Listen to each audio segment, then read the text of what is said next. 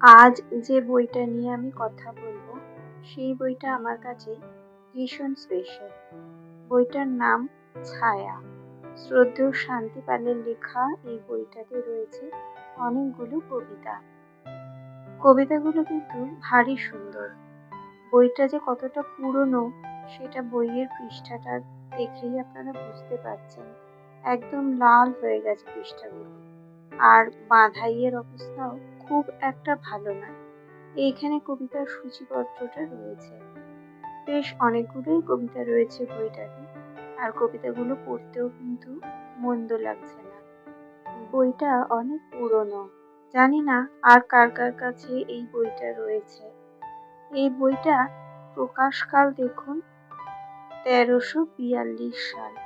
আর দাম মাত্র ৳১, যেটা আজকের দিনে দাঁড়িয়ে আমরা ভাবতেও পারি না। এবার বলি বইটা আমার কাছে কেন স্পেশাল। এই বইটা কোনো এক সময় কোনো এক কারণে আমার ঠাকুরদা উপহার দিয়েছিলেন আমার ঠাকুমাকে।